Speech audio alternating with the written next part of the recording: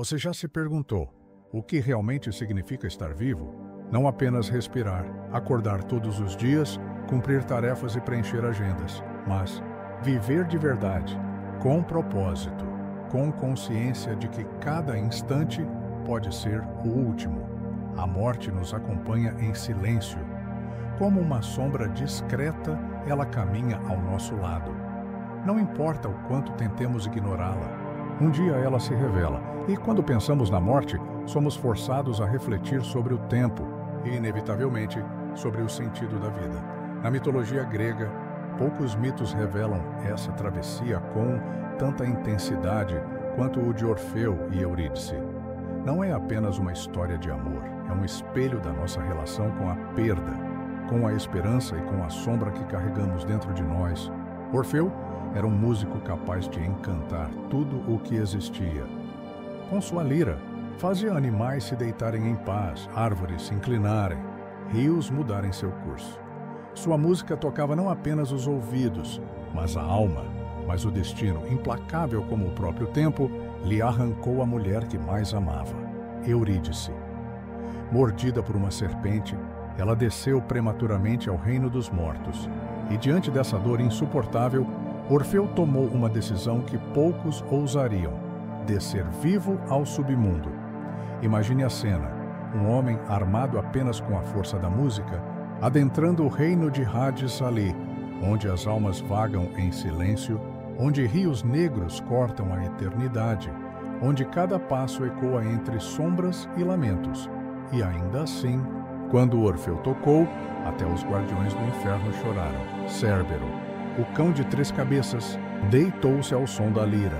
As fúrias se acalmaram, e o próprio Hades, implacável e frio, concedeu a Orfeu um presente raro: a chance de levar Eurídice de volta. Mas havia uma condição: ele deveria caminhar à frente dela, sem jamais olhar para trás, até que ambos alcançassem a luz do mundo dos vivos. Pense nisso. O que essa condição representa? Quantas vezes em nossa vida somos chamados a caminhar sem olhar para trás? Quantas vezes precisamos confiar no invisível, naquilo que não podemos controlar, sem deixar que o medo nos faça ceder? O mito de Orfeu é mais do que uma lenda antiga. É um lembrete poderoso da nossa relação com o tempo, com a perda, com a ansiedade e com a dúvida. Quando caminhamos carregando nossas dores, quantas vezes sentimos o impulso de olhar para trás, de reviver memórias que já não podem ser mudadas, de buscar respostas em momentos que já se foram? É aí que nos perdemos, porque ao olhar para trás, Orfeu perde Eurídice para sempre. E nós? O que perdemos quando cedemos ao medo, à dúvida, à falta de confiança no caminho? Na psicologia da sombra, Carl Jung nos lembra: tudo aquilo que evitamos enfrentar em nós mesmos, mais cedo ou mais tarde, se manifesta em nossas vidas como destino. É como se o submundo de Hades não fosse apenas um lugar distante, mas um reflexo da nossa mente inconsciente. Cada trauma não resolvido, cada dor não acolhida, cada emoção sufocada, todas elas vivem dentro de nós, esperando o momento de serem ouvidas. Quando Orfeu desce ao Hades, ele não enfrenta apenas deuses e monstros. Ele enfrenta o próprio peso da perda, a própria sombra, o próprio medo de seguir em frente sem garantias. E é exatamente aí que o mito encontra cada um de nós, porque todos, em algum momento, somos chamados a atravessar nossos próprios infernos, a caminhar pelo escuro sem certezas, a confiar que, mesmo sem ver o fim do túnel, cada passo nos aproxima da luz. Mas o que acontece quando falhamos? Quando olhamos para trás? Quando deixamos que o medo nos domine? Talvez percamos algo, como Orfeu perdeu Eurídice, mas talvez também descubramos uma lição profunda que a vida não nos pede perfeição, ela nos pede consciência. E consciência só nasce quando nos permitimos encarar a sombra, assim como Orfeu. Precisamos aprender a lidar com nossas perdas, não como sentenças de destruição, mas como convites para compreender o que realmente importa em nossa jornada. Orfeu continua sua travessia. O silêncio do submundo é pesado, como se cada sombra fosse um eco de vidas passadas. À sua frente, os rios da morte se cruzam: o Aqueronte, o rio das dores; o Lete, o rio do esquecimento; o Cócito, o rio das lamentações; e o Flegetonte, o rio de fogo. Cada um desses rios guarda um símbolo profundo. O Aqueronte, com sua corrente sombria, representa o peso da dor inevitável. O Lete, cujas águas fazem esquecer a vida, simboliza a fuga da memória, o desejo de apagar o que dói. O Cócito é o choro incessante das culpas não resolvidas. E o Flegetonte, em chamas eternas, é a paixão que consome quando não sabemos transformá-la em criação. Perceba, o submundo não é apenas o lugar dos mortos. Ele é o reflexo da nossa psique. Quantas vezes navegamos pelo Aqueronte interno, carregando dores que acreditamos não suportar? Quantas vezes desejamos mergulhar no Lete, esquecendo aquilo que nos fere, mesmo que seja parte essencial da nossa história? Ou ficamos presos ao Cócito, repetindo em silêncio culpas e arrependimentos que nos impedem de seguir em frente? E quantas vezes o Flegetonte, com suas chamas, representa os excessos da mente: ansiedade, raiva, obsessões que queimam de dentro para fora. Na mitologia, Hades reina sobre todos esses rios, não com violência, mas com uma presença inevitável. Ele não persegue, não mata, apenas espera, porque cedo ou tarde, todos os caminhos levam a ele. Mas há outra figura no submundo que equilibra esse peso: Perséfone, raptada por Hades. Ela passa parte do ano no mundo dos mortos e parte no mundo dos vivos. Trazendo consigo as estações, é por Perséfone que o inverno existe, mas também é por ela que a primavera retorna. E aqui está a chave: o submundo não é apenas um lugar de fim, mas também de transformação. A escuridão não é apenas queda, mas também gestação. É no silêncio do inverno que as sementes aprendem a esperar. É na sombra que o renascimento é preparado. Quando falamos de saúde mental, não é diferente. A depressão, por exemplo, pode ser vivida como esse inverno interior. É fria, silenciosa, muitas vezes desesperadora. Mas se compreendermos esse estado não como fracasso, mas como travessia, poderemos enxergar que até na escuridão algo está sendo gestado. Um novo olhar, um novo sentido, uma nova força. Carl Jung dizia que a sombra não é apenas aquilo que rejeitamos em nós mesmos, mas também o potencial que ainda não ousamos viver. A descida de Orfeu, assim como a permanência de Perséfone no submundo, nos lembra que só podemos florescer verdadeiramente quando aceitamos visitar essas regiões internas. Quantas vezes fugimos de nossas próprias sombras, da tristeza que bate à porta, do medo que paralisa, da solidão que nos incomoda, e ao fugir, nos tornamos escravos dessas forças. Mas quando paramos, quando, como Orfeu, temos coragem de descer, podemos transformar a dor em música, a sombra em autoconhecimento, a perda em aprendizado. Perceba como isso ecoa em nossa vida cotidiana. Quantas pessoas vivem mergulhadas no Lete moderno, usando distrações, vícios e excesso de estímulos digitais para esquecer a si mesmas? Quantas se afogam no Cócito, repetindo mentalmente erros do passado, arrependimentos e frases não ditas?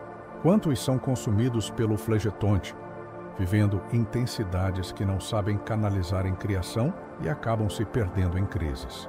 O mito é claro: o submundo não é punição, mas reflexo, e refletir sobre ele é refletir sobre nós mesmos. Na jornada de Orfeu, há algo que nos toca profundamente. Ele desce ao Hades não por si, mas por amor.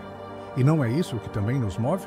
Amamos tanto que, por vezes, aceitamos atravessar nossas maiores dores em nome de quem ou do que valorizamos. Mas, nesse processo, descobrimos que a travessia também é sobre nós, sobre aquilo que precisamos aprender, sobre a confiança que precisamos cultivar, porque o verdadeiro desafio de Orfeu não era vencer monstros ou rios, era vencer a si mesmo, era confiar, seguir, acreditar, sem ceder ao impulso de olhar para trás. E aqui está uma pergunta que precisamos nos fazer: em quais áreas da nossa vida ainda estamos olhando para trás? No luto não vivido? No relacionamento que terminou? No erro que não conseguimos perdoar, cada olhar para trás nos mantém presos ao submundo. Cada passo consciente, mesmo em meio à escuridão, nos aproxima da luz. Orfeu caminha. A lira encostada ao peito vibra como um coração ansioso. No acordo feito com Hades, há uma condição simples e terrível. Ele não pode olhar para trás. Eurídice o seguirá, silenciosa, até a superfície. Mas se Orfeu duvidar, se virar o rosto antes da luz, tudo se desfaz. Esse é o ponto onde o mito se torna psicológico, porque o olhar para trás é mais do que um gesto. É o instante exato em que a dúvida vence a confiança. É o ataque de ansiedade que nos visita quando estamos a um passo do objetivo. É a voz interna que sussurra: e se der errado? E se você estiver só? E se nada disso for real? Quantas vezes na vida cotidiana repetimos esse gesto? Estamos progredindo no processo terapêutico. E paramos, iniciamos um hábito saudável e interrompemos na semana crítica. Um relacionamento começa a cicatrizar e reabrimos a ferida com a mão da desconfiança. O olhar para trás é o gatilho que reinstala o passado no presente, como se a sombra dissesse: eu ainda mando em você. Jung diria: a sombra testará a consciência sempre que estivermos atravessando uma passagem. Nesse teste, a ansiedade ergue espectros. Você não merece. Você vai perder. Você não dá conta. O submundo interno usa truques simples e eficazes: silêncio, ambiguidade, demora. A demora é mortal para quem não sabe esperar. A demora faz doer o tempo. A demora corrói a confiança. Orfeu sobe degrau após degrau. A superfície não aparece. As sombras parecem rir baixinho. Eurídice vem atrás, mas não se pode ouvir seus passos. É preciso confiar sem provas. Esse é o treinamento da alma. Luto, você segue respirando antes de sentir que voltou a viver. Na depressão, você caminha antes de sentir motivação. Na crise de ansiedade, você desacelera o corpo antes de ver a mente aquietar. Em todas as travessias, a ação precede a sensação. Ouvir a lira e continuar. Mesmo sem aplauso, confiar na presença. Mesmo sem garantias. No alto da escadaria, um fio de luz é o quase. E o quase é perigoso. Quantas recaídas acontecem quando estamos quase saindo da compulsão? Quantas desistências quando estamos quase defendendo o TCC, quase mudando de cidade, quase pedindo ajuda? O quase nos convida a validar o medo. E se validamos o medo, viramos o rosto. Orfeu para. Sente o vazio nas costas, o corpo se inclina. Mínimo, e os olhos procuram. Eurídice, quando ele vê, ela some. Não é punição moralista, é lei simbólica. Se duvido do processo, destruo o processo. Se interrompo a confiança, interrompo a criação. Se eu olho para trás, arrasto o passado de volta e o presente cede. O mito não acaba em condenação, acaba em consciência. Orfeu descobre a sua fenda, a impaciência ansiosa, o desejo de controle, a dificuldade de suportar o tempo. Ele nos mostra que amar não é controlar o destino do outro, é atravessar a própria noite sem exigir garantias. Na clínica, isso se traduz em pequenas práticas: treinar tolerância à incerteza, ficar com a dúvida sem responder a ela, praticar exposição graduada ao medo, subir degraus com o coração batendo e, ainda assim, continuar. Cultivar rotina de confiança, gestos repetidos que ancoram o corpo quando a mente está ruidosa. Água, respiração, caminhada, escrita.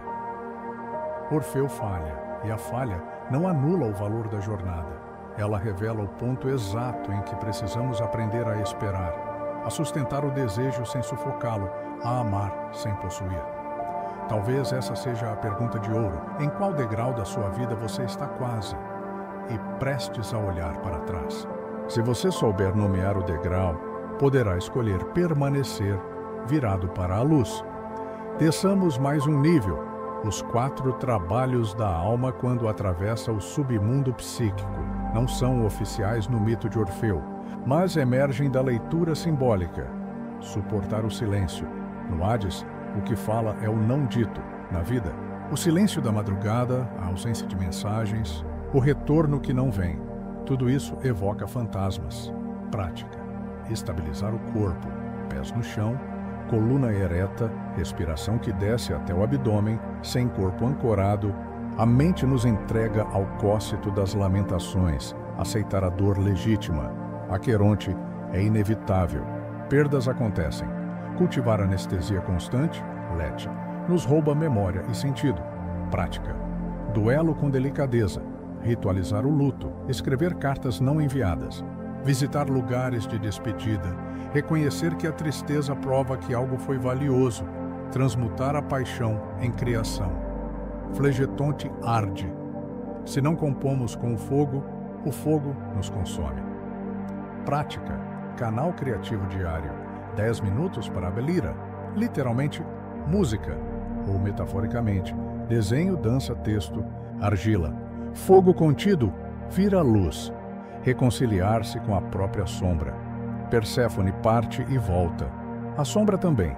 Ela não some. Ela cicla, prática. Agenda da sombra.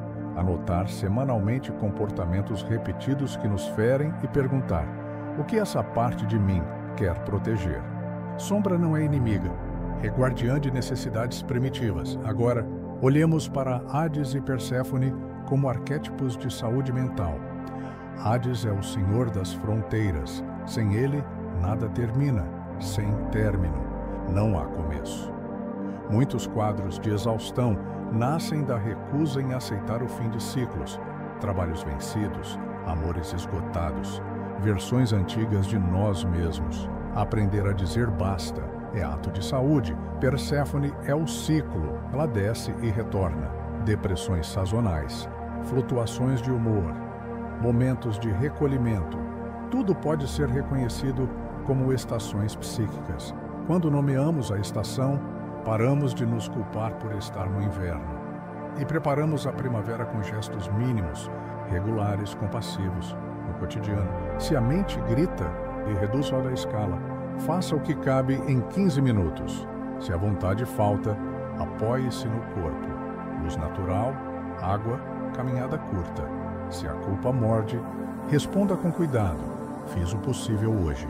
Se a ansiedade acelera, pratique fricção com realidade. Toque objetos, descreva 5 cores ao redor, conte os passos até a porta. O mito também ensina limites.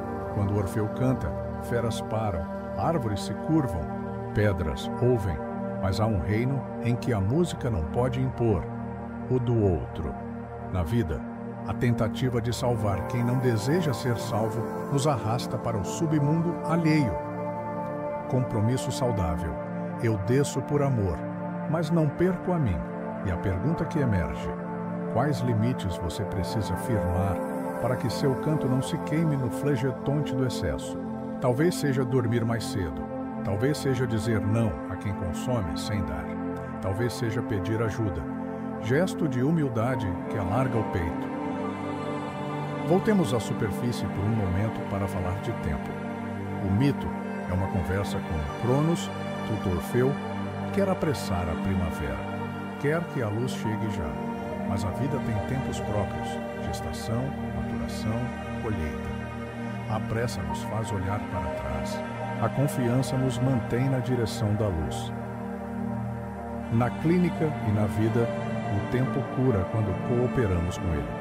Cooperar com o tempo é ritualizar o amanhecer. 3 gestos: água, luz, movimento. Ter hora para a noite. Reduzir telas, preparar o sono. Marcar pausas. A pausa é onde a música respira. Sem pausa, até a lira desafina. Há um detalhe pouco comentado. Eurídice é mordida por uma serpente. Serpente é símbolo duplo, morte e cura, veneno e remédio. Na psicologia da sombra, aquilo que nos fere pode, transformado, nos curar. O pânico que me derruba, quando entendido, me ensina a criar rotas de aterrissagem. A solidão que dói, quando escutada, me ensina a construir alianças nutritivas. A vergonha, quando iluminada, me mostra valores traídos e convida ao realinhamento. Prática direta. Mapa de antídotos. Para cada sintoma recorrente, escreva ao lado um gesto de cuidado que funciona mesmo quando nada funciona. Quando a ansiedade sobe, água fria nas mãos, 30 passos lentos, frase âncora no papel. Quando a tristeza pesa, banho morno, playlist ponte, mensagem para um amigo-chave. A regra é simples, faça pequeno, faça agora e repita, como quem aprende uma canção. Existe ainda um vértice ético no mito, não se negocia com o Hades sem preço. O preço de Orfeu é a confiança sem olhar. O nosso, muitas vezes, é honrar limites e responsabilidades. Tomar o remédio conforme prescrito, comparecer às sessões, manter o combinado com a própria saúde. Hades não castiga, ele cobra coerência. E quando falamos em sentido da vida? A música de Orfeu não resolve o mundo, ela o reencanta. Sentido não é um conceito brilhante, é um fio que você segura diariamente. Para alguns, é cuidado com filhos. Para outros, é uma pesquisa, um jardim, uma causa, um ofício silencioso. O fio precisa estar ao alcance da mão. Se o sentido está longe, vira ideal inalcançável. Se está perto, vira gesto repetido que salva. Por fim, o memento mori se insinua. Lembrar a morte não é culto ao fim, é afiar a presença. Quando aceito que o tempo é finito, o café da manhã ganha perfume, os olhos de quem amo ganham contorno, a conversa banal vira ouro. A consciência da morte é a primavera do cuidado. Estamos quase no topo da escadaria. A luz existe, a sombra também. Integrar não é escolher uma contra a outra. É carregar as duas como quem sustenta dia e noite na mesma palma. Proposta prática, inspirada na travessia de Orfeu, ritual da lira. 10 minutos diários. Acorde o corpo, 2000. Pés no chão. Alongamento do pescoço, ombros, respiração 4-6, inspire 4, expire 6. Nomeie a estação, 2000. Hoje meu clima interno é outono, inverno, primavera. Escolha num fio, 3000, qual o gesto mínimo de sentido de hoje.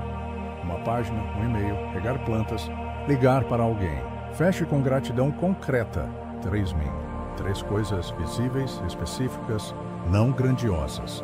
Roteiro de primeiros socorros emocionais para tempestades. Pare, sente-se, costas apoiadas. Aterre. Descreva 5 objetos, 4 texturas, 3 sons, 2 cheiros, 1 sabor. Ritme, respiração quadrada 4-4-4-4 por 2 minutos. Escolha uma ação pequena que está 100% sob seu controle agora. Conversas com Hades, limites. O que terminou e eu ainda finjo que não. O que precisa de um não claro hoje? De qual leite moderno eu bebo? Scroll infinito, álcool, trabalho sem medida. E qual água limpa posso preferir?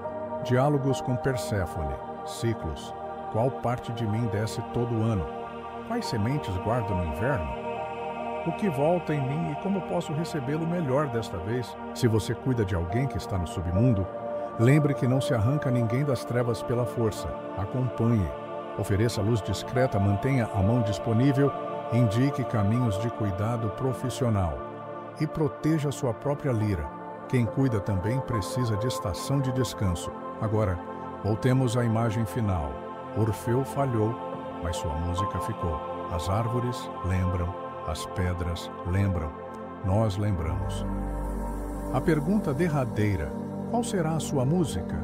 Não aquela perfeita, mas a possível. Aquela que você sustenta mesmo quando ninguém aplaude, porque é ela que costura seus dias, que organiza os rios internos, que te guia, degrau a degrau, para fora do Hades. Vivamos com a consciência do limite e o cuidado com o instante. E, quando o medo pedir para olhar para trás, responda com um gesto de confiança. Continue. Aqui terminamos mais uma travessia. Lembre-se, memento mori. Somos todos viajantes das sombras e cada passo consciente é uma chama que ilumina a eternidade.